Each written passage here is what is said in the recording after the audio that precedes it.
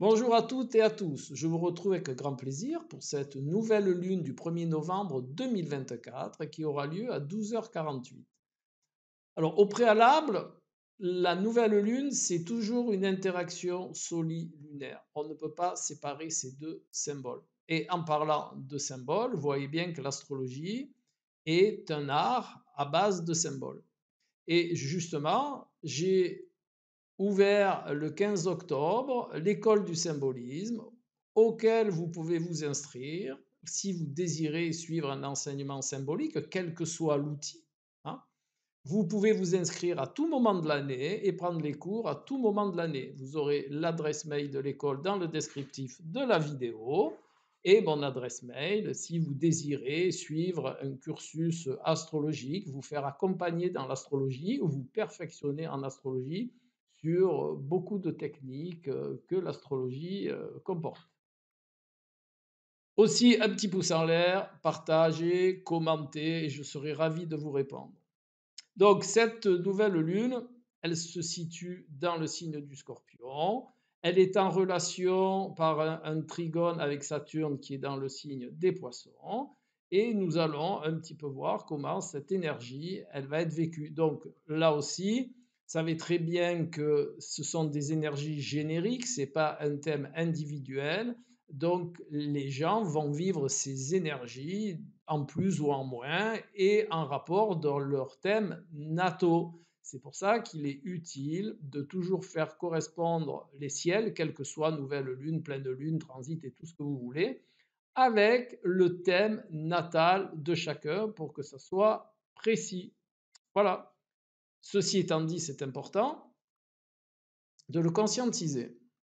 Alors, nous avons un éclairage solaire sur la Lune, hein, et cet éclairage solaire, il va se faire par le filtre du Scorpion. Donc, ça va se passer tout simplement. On va regarder comment on fonctionne, c'est-à-dire par un système introspectif induit par le signe du Scorpion.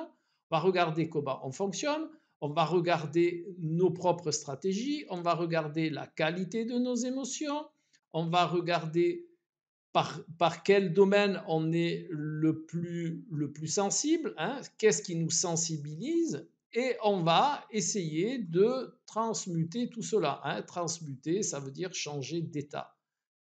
A contrario de transformation, qui veut dire changer la forme. Mais changer la forme n'est pas changer le fond. Pour changer le fond, il faut passer par la transmutation. Donc, il va y avoir cet éclairage solaire sur ce domaine-là par le filtre du Scorpion. Et le trigone à Saturne va vous proposer de modifier votre structure, de transmuter votre structure, plutôt par le ressenti, par votre hypersensibilité. Et de plus, il va aussi vous proposer, Saturne, une forme de structure plus souple que ce qu'il proposerait s'il était dans le signe du Capricorne, par exemple, hein.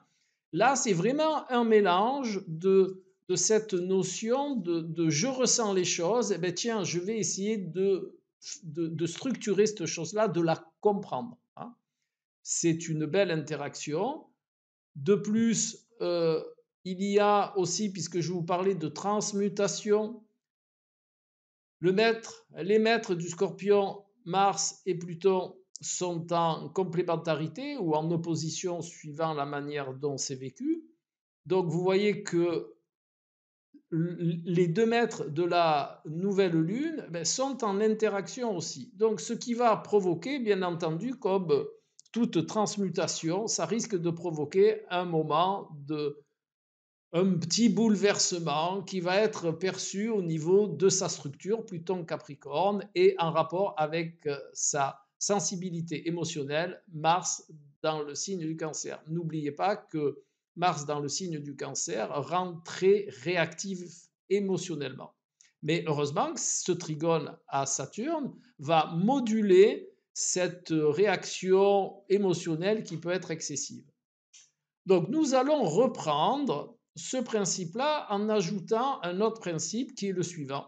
C'est que chaque position spécifique dans un thème, quelle que soit la technique que vous employez, doit toujours être remise dans la globalité du thème. C'est pour ça que je vous parle dans cet exemple qui est pas très poussé, mais qui est assez parlant, de regarder la nouvelle lune, mais de regarder son aspect à Saturne et lui comment il se comporte dans le signe des poissons, et en même temps de regarder les deux maîtres du scorpion que sont Mars et Pluton et comment ils se comportent. Tout ça pour avoir une idée plus précise de la modulation de l'effet solilunaire. Et comme ça, on regarde un petit peu la spécificité dans la globalité. Parce que si on prend un même aspect dans des globalités différentes, eh bien, ça va moduler de manière différente cet aspect solilunaire. Voilà. Si c'est un petit peu technique pour ceux qui ne connaissent pas l'astrologie, gardez simplement en tête que l'on ne doit pas prendre la spécificité en tant qu'elle, en tant que telle, et que cette spécificité, elle doit être perçue dans la globalité. Je vais vous donner un exemple qui va peut-être vous faire rire. Si on prend la tomate, vous goûtez une tomate, c'est ce que j'appelle moi le spécifique. Cette tomate, vous la mettez dans la salade niçoise, assaisonnée avec l'huile d'olive, ben, tout ça, eh bien, la tomate restera la tomate, mais son goût va être modulé parce qu'il y aura le goût de l'huile d'olive, du vinaigre et de tout autre ingrédient. Et bien là, vous comprenez pourquoi un facteur astrologique spécifique doit être remis dans la globalité. Parce que la globalité va moduler son énergie, donc le goût de la tomate. Voilà, je me suis fait plaisir là. Donc, cette nouvelle lune, je vais faire une récap pour que vous remettiez tout bien dans le bon sens. Il y a un phénomène introspectif sur la manière dont on vit son système émotionnel par le filtre du scorpion qui est la transmutation. De plus, un aspect à Saturne, qui est un trigone dans le signe des poissons, on va chercher à structurer par ce qu'on ressent. Si vous préférez, la base de la structure, elle va être faite par ce que l'on ressent. Voilà. Et en même temps, on va être dans une empathie, donc saturnienne, puisque Saturne est dans le signe des poissons. Donc c'est une empathie toute structurée. Hein. Et on va être aussi dans la compréhension d'une forme de bienveillance envers soi. De toute manière, toute transmutation, elle est beaucoup mieux vécue si on est dans la bienveillance pour soi, si on est dans l'accueil de ce que l'on est, hein, quoi que l'on soit. Et dans ces principes-là, ben, votre transmutation, elle va se passer très bien. Je vous ai expliqué aussi Pluton-Mars qui rend réactif, bien entendu, et qui peut, à certains moments, proposer une certaine sévérité de vision, hein, plutôt dans le signe du Capricorne, un petit peu une vision sèche de cette transmutation, mais ne vous inquiétez pas, le trigone à Saturne dans le signe des Poissons va moduler cela. Hein. Et si vous faites preuve, bien entendu, de bienveillance envers vous-même, et je peux même vous le dire, ah ben, apprenez à aimer ce que vous êtes, quoi que vous soyez, et les transmutations, elles se passent toujours de la meilleure des manières. Maintenant, comme à l'habitude, hein, on va voir l'arcane du tarot de Marseille qui se corrèle à cette nouvelle lune par la réduction théosophique. Eh bien, c'est l'arcane de la force et on est bien dans cette perception de la maîtrise. Hein. Vous voyez, c'est une dame, il n'y a pas de force, hein, c'est une dame qui tient la bouche du lion, regardez, de manière très aisée, sans problème, eh bien ça, c'est un signe de maîtrise et non pas un signe de force, même si cette carte s'appelle la force, parce que dans la compréhension initiatique, la force, c'est la maîtrise et non pas la force physique. Hein, voilà. Et donc, cette carte, bien entendu, elle va vous proposer de maîtriser on va dire, votre domaine émotionnel. Hein. Ça va vous proposer de ne pas être géré par vos émotions. Ce que j'entends par gérer, c'est-à-dire vous allez ressentir des choses, vous allez le vivre, vous allez en tenir compte, mais ça ne doit pas vous diriger. Hein. Voilà, c'est ce que veut dire cette carte de la force qui est associée à la maîtrise. Ensuite, maintenant, vous savez que je prends aussi, je fais la même chose pour la carte d'un jeu qui s'appelle l'Oshozen Taro, qui est un jeu hyper symbolique, très contemporain, et qui a vraiment une belle énergie de compréhension par le questionnement. Hein. Vous savez que j'ai lié le questionnement socratique au symbolisme, car il n'y a que par la question qu'on s'éveille. Hein. Si vous prenez les petits-enfants, c'est toujours pourquoi, pourquoi, pourquoi, pourquoi. Eh bien, pourquoi? C'est parce qu'ils ont besoin de poser des questions pour faire émerger en eux les réponses. Donc, cette carte, eh bien, c'est la carte de la percée. Vous voyez, c'est un arcane majeur. Hein. Vous voyez le petit losange violet là en bas qui indique que c'est un arcane majeur parce que dans le Shosen Taro, il y a aussi les quatre éléments. De toute façon, les quatre éléments sont partout.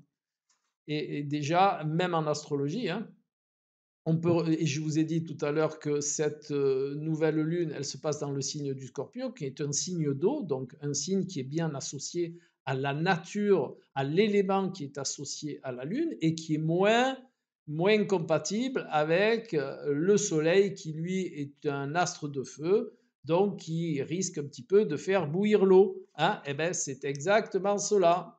Hein. Cette action solilunaire dans le signe du Scorpion va faire émerger en vous comment je veux dire, des fondements nouveaux, d'où la transmutation dont je vous parlais tout à l'heure avec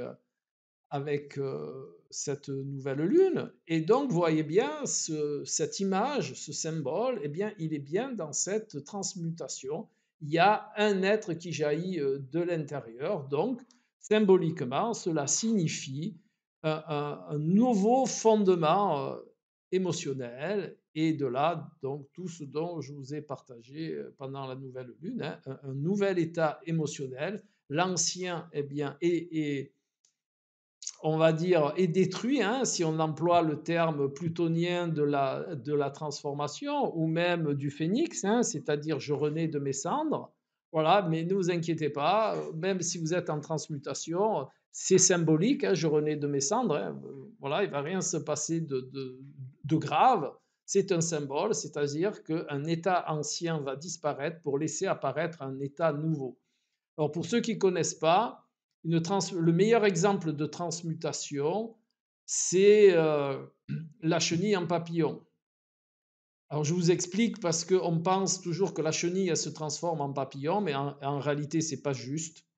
La chenille dans le cocon elle se dissout et de cette dissolution, ce que j'appelle moi une purée cellulaire, de cette dissolution va naître un papillon.